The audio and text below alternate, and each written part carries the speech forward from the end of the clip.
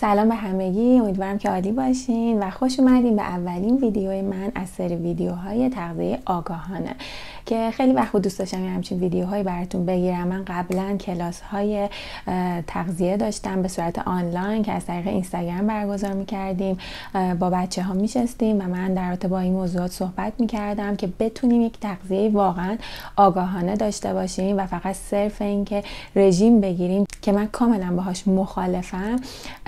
بتونیم یک تغذیه درست داشته باشیم، یک تغذیه اصولی داشته باشیم، نه فقط یک رژیم رو بگیریم و بعدش دوباره رهاش بکنیم. و اصلا امروز میخوایم در رابطه با همین موضوع صحبت بکنیم. اول از همه بهتون بگم که شاید بعضیتون با من آشنایی نداشته باشین. من آنیت بهرامی نژاد هستم. ارشد من فیزیولوژی ورزشی بوده و کارشناسی تربیت بدنی خوندم. رشته اصلی من تغذیه ورزشی نیستش، ولی خیلی بهش علاقه داشتم و حتی یک سری دوره های تغذیه برگزار کردم، نه به خاطر اینکه فکر کنید من استاد خودم میدونم و یا خواستم تدریس انجام بدم، نه به این صورت نبوده. من خیلی در رابطه با تغذیه علاقه داشتم و چون خودم خیلی دنبالش بودم، کلاس‌های مختلف رو شرکت کردم، دوره های مختلف و کتاب های زیادی رو اینجا در رابطه باهاش گرفتم که دوست دارم کتابا رو به شما معرفی بکنم. فکر نکنین هر کسی حالا این بخششه کتاب بیشتر داشته باشه یعنی اون فرد مثلا حالا خیلی دانا هستش. من همچین قصدی از نشون دادن این کتاب ها ندارم، ولی اینا کتاب هایی هستش که تازه همشونم نخوندم، ولی اونایی که خوندم رو مثلا خب این که اصلا کتاب دانشگاهی ما بودش که همونجوری که مشاهده میکنید ما اصلا اینو امتحانش دادیم. این کتابی هستش که هرم مدرن غذایی بدنسازی و تناسب اندام هستش. من همه این ویدیوها رو به صورت کوتاهشم سعی میکنم توی پیجم بذارم، ولی اینا به صورت طولانی ترش هستش که فکر میکنم خوبه که کنار همدیگه با توضیحات بیشتر در رابطه با تغذیه صحبت بکنیم، نه فقط یه ویدیوی کوتاه. برای همین دیگه اینا رو سر دل میشینم قشنگ براتون، برای کسایی که حوصله دارن توضیح میدم و این ویدیوها رو آپلود میکنم. و این یکی دیگه از میشه گفتش که کتاب‌هایی هستش که فوق العاده است، یعنی من هرچی تاکید کنم کم کردم. ولی خب فقط این کتاب نمیتونه به شما کمک بکنه و کتاب دیگه که حالا میشه گفت کتاب خداحافظی دائمی چربی‌های اضافی هستش. لین نورتون خیلی معروفه، یکی از پژوهشگرای فوق العاده هست در رابطه با تغذیه و اینکه اولین اصلا فصلی که شما اینجا میبینید در رابطه با همین هستش که رژیم ها در حال شکست هستن و یا اینکه چرا رژیم ها شکست میخورن، که اصلا ویدیوی ما موضوعش در رابطه با همین هستش و اینکه اصلا چرا اصلا رژیم برای چی. واقعا دیگه از دست این رژیم ها اگر خسته نشدین تا به امروز، من نمیدونم دیگه بعد چه اتفاقی بیفته که شما از دستش خسته بشین. و اینم دیگه بقیه کتاب هایی هستش که خودم خیلی دوست دارم اینو بخونم. تغذیه پیشرفته دکتر حمید مسجدی اینو تالیفش کردن، یکی از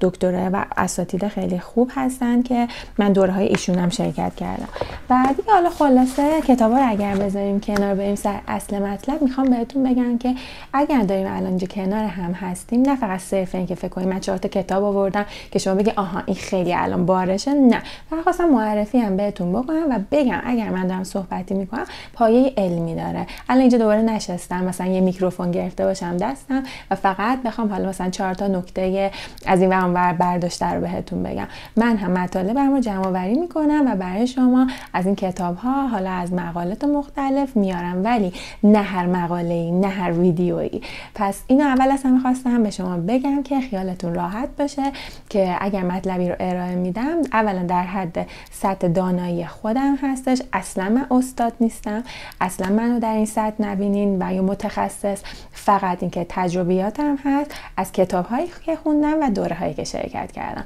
حالا اگر موافقین بریم برای اینکه شروع کنیم. خب این ویدیو برای کسایی هستش که تا به امروز به هر حال یک بار تو طول زندگیشون در رابطه با رژیم شنیدن یا حداقل بهش فکر کردن که ما میخوایم رژیم بگیریم یا برنامه غذاییمون به چه صورت بشه، تغذیه‌مون رو باید چیکار بکنیم و این تفکراتی هستش که فکر میکنم اکثر ما در طول زندگیمون دیگه حداقل یک بار باهاش دست و پنجه نرم کردیم. حالا من خوشبینانه‌ترین حالتش رو میگم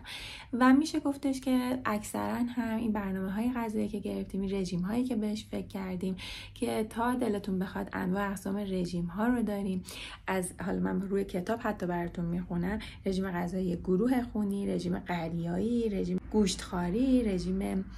اتکینز، رژیم مار، رژیم غذایی منطقه‌ای، رژیم غذایی ساحل جنوبی، کتوژنیک، کیتو همون کیتو معروف، رژیم مدیترانه‌ای و خلاصه ما 1000 تا رژیم داریم که هر کدومش هم یه مدت مد میشه و دوباره یک رژیم دیگه جای خودشو به این رژیم ها میده و این انگار یه چرخه باطلی هستش که هممون توش افتادیم و هر از گاهی بعد ببینیم چی ترند میشه و بر طبق اون یا مد میشه و بر طبق اون بریم جلو. و حالا سوالی که پیش میاد، اصلا شما وقتی کلمه رژیم رو میشنوید چه حسی بهتون دست میاد؟ چی میاد به ذهنتون؟ که اصولا همچین میشه گفت حس‌هایی رو شما خواهید داشت: آغاز و پایان، یعنی که شروع میشه که تمام میشه، پرهیز غذایی، ارزش گذاری عددی که همون کالری شماری هستش، کربوهیدرات رو کم بکنید، غذای کم چرب بخورید، غذای سالم، خوراکی‌های مغذی، کاهش وزن و سلامتی و دیگه حالا نهایت تر راجع به سلامتیش هم بخواید فکر بکنید. در مواردی اصلا خود کلمه رژیم به ما حس مرگ میده، تداعی مرگ رو برامون میکنه. انقدر دیگه از دستش خسته شدیم و میدونیم باید یه کار خیلی سخت و عجیب غریب رو انجام بدیم. و بعد بهتون صادقانه بگم که اکثر رژیم‌ها در حال شکست خوردن هستن و این نه به خاطر اینکه افراد کاهش وزن رو تجربه نمی‌کنن، که خیر، از هر میشه گفت 7 نفری که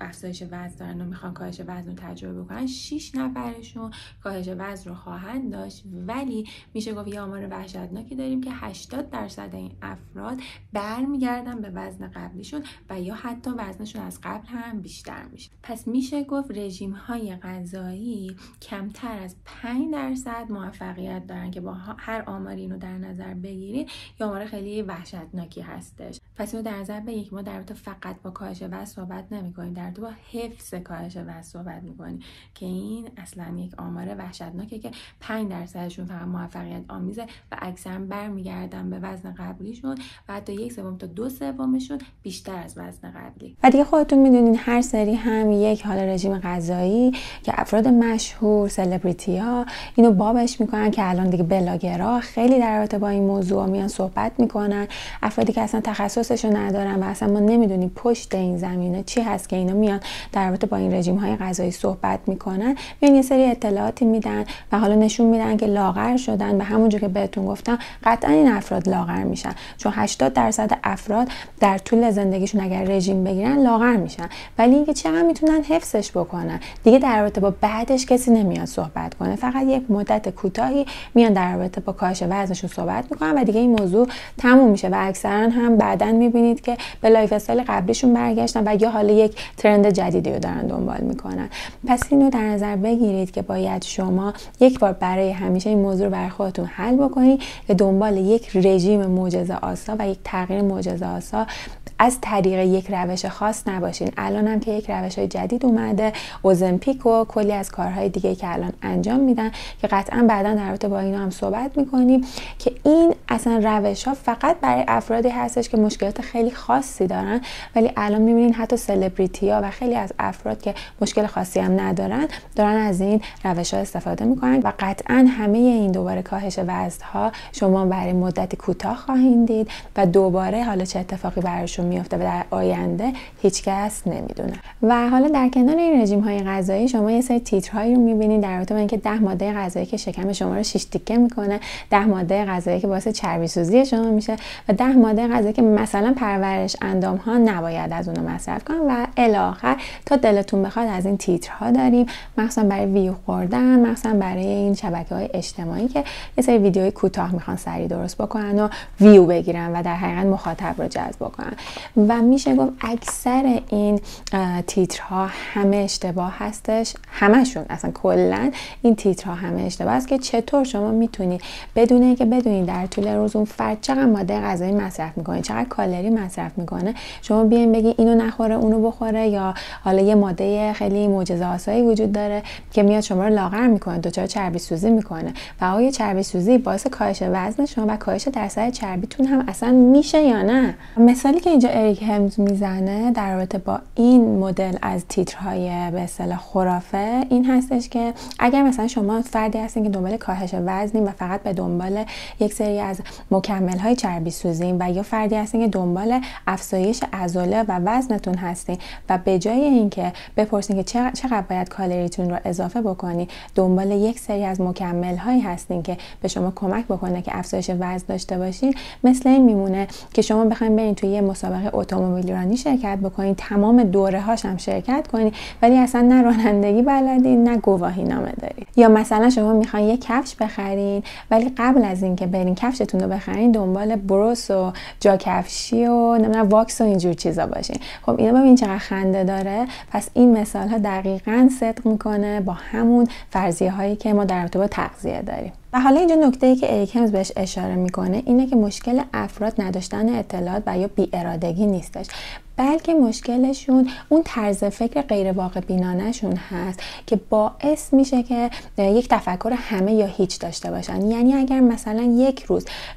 طبق برنامه غذایشون نتونن پیش برن و مجبورشن مثلا یه ماده غذایی، حالا هر چیزی، من مثال کیک رو میارم، اینجا کیک بیان مصرف بکنن، یهو میگن که وای رژیمم خراب شد، پس دیگه بی خیال، من گند زدم و دیگه شروع میکنن به پرخوری و حالا به عبارتی اون اصولی که داشتن رو میذارن کنار، حتی اگه رژیم غذاییشون خیلی اصولی هم بوده باشه. یا اریک همز اشاره میکنه که مثلا یکی از مراجعینش اومده بهش گفته، من بر خودم خیلی پیش اومده این واقعا، که اومدن به من گفتن که ما مثلا داشتیم روی برنامه غذاییمون پیش میرفتیم و مثلا مجبور شدیم حالا مثلا یک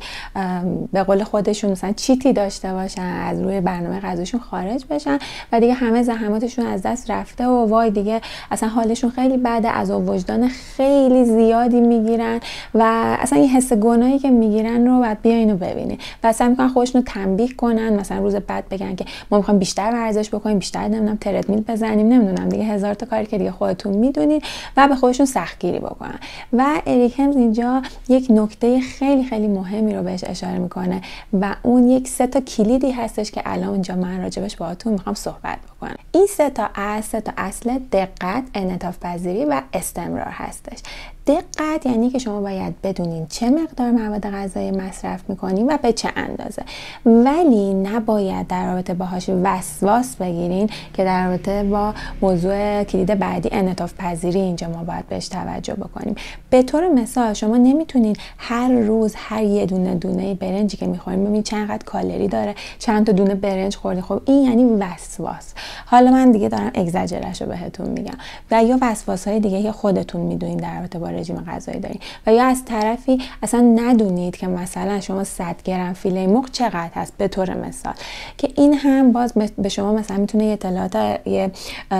نمای اشتباهی رو بده که اگه شما مثلا میخواین 100 گرم فیله مرغ بخورین فکر کنین مثلا یه انقدر فیله مرغ بخورین 100 گرمه. خب باز این هم نمیتونه به شما کمک بکنه. پس باید دقت رو شما در همین حد فقط در رابطه باهاش بدونین، نه خیلی وسواس داشته باشین. و نکته بعدی پس اینجا پیش میاد که انعطاف پذیری، یعنی شما بر حسب شرایط اجتماعیتون، بدنتون، زندگیتون باید شما اون برنامه غذایی رو داشته باشین و نباید مثلا یک فردی که یک زندگی نرمالی داره میره سر کارش میاد و یا مثلا 3 روز در هفته داره ورزش میکنه خودش رو بیاد با پرورش اندام‌ها و کسایی که دارن مسابقه میدن مقایسه بکنه. خب این کاملا داره بهش یک روند اشتباهی رو میگه. و یا حتی مثلا کسایی که ورزشگاه حرفه‌ای هستن، حتی اصلا مسابقه ندارن ولی مثلا ورزشگاه حرفه‌ای هستش، خب مدلی که اون بعد برنامه غذاییشو داشته باشه با افراد عادی خیلی متفاوته. مثلا شما یه پرورش اندامی رو دارین که میخواد لایه‌های آخر چربیشو دیگه مثلا بتراشه به عبارتی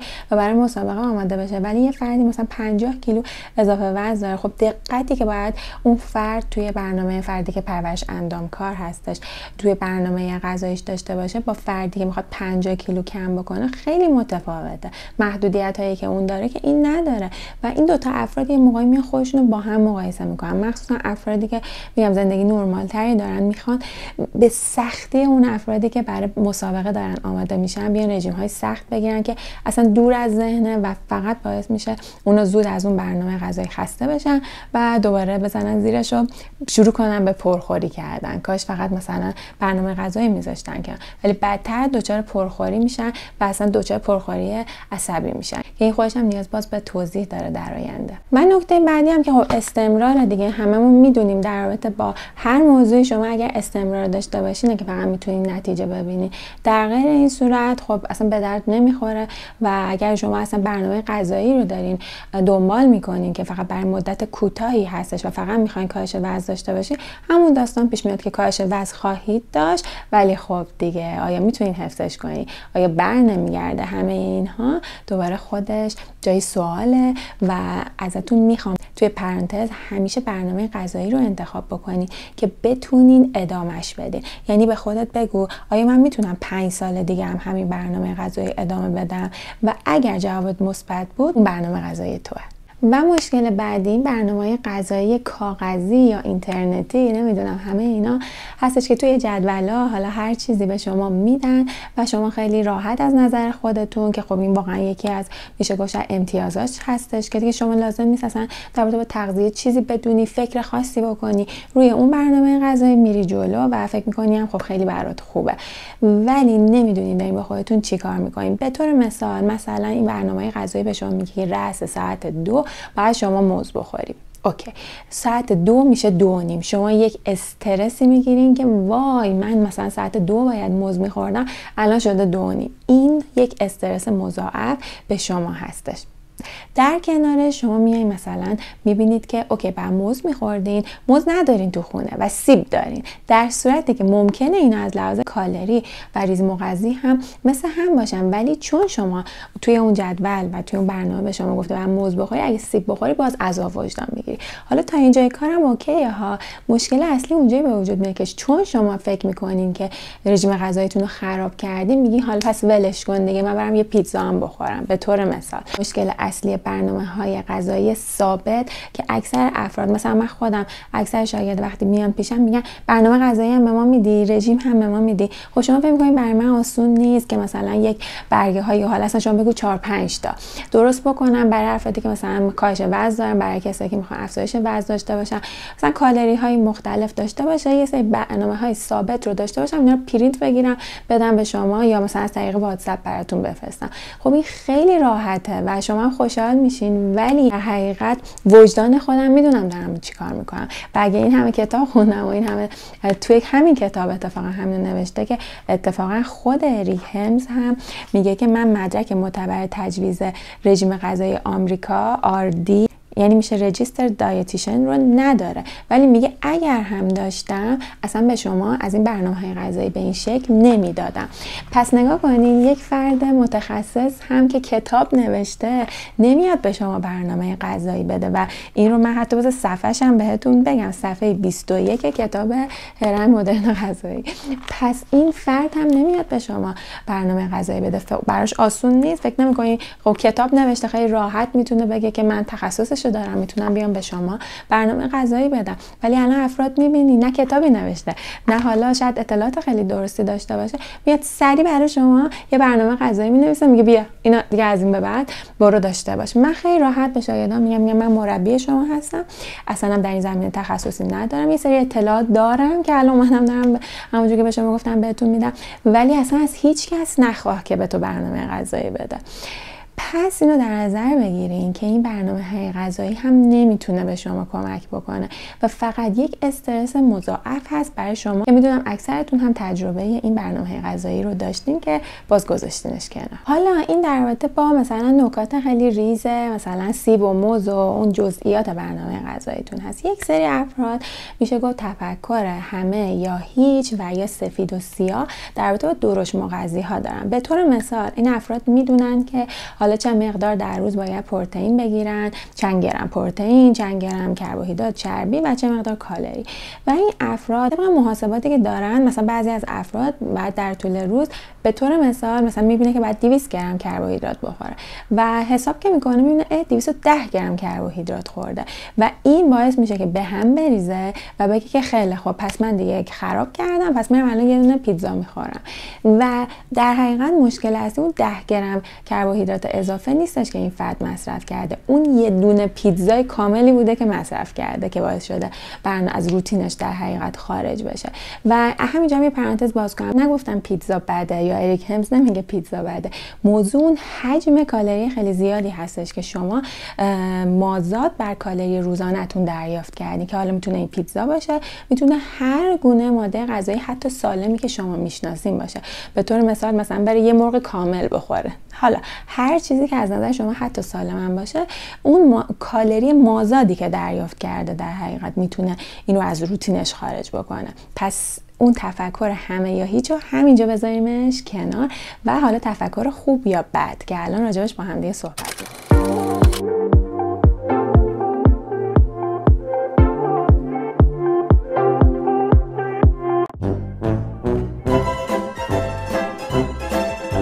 افراد مشکلشون نداشتن اطلاعات یا بی‌ارادگی نیست، بلکه یک طرز فکر ناواقع بینانه است، غیر واقع بینانه. و حالا اینجا مشکلی که اریک همز بهش اشاره میکنه اینه که مشکل افراد نداشتن اطلاعات و یا بی‌ارادگی نیستش، بلکه طرز فکر غیر واقع بینانه. و حالا نکته که اینجا اریک همز بهش اشاره میکنه اینه که مشکل افراد نداشتن اراده و یا در حقیقت و حالا اینجا مشکلی که اریک همز بهش اشاره میکنه اینه که مشکل افراد نداشتن اطلاعات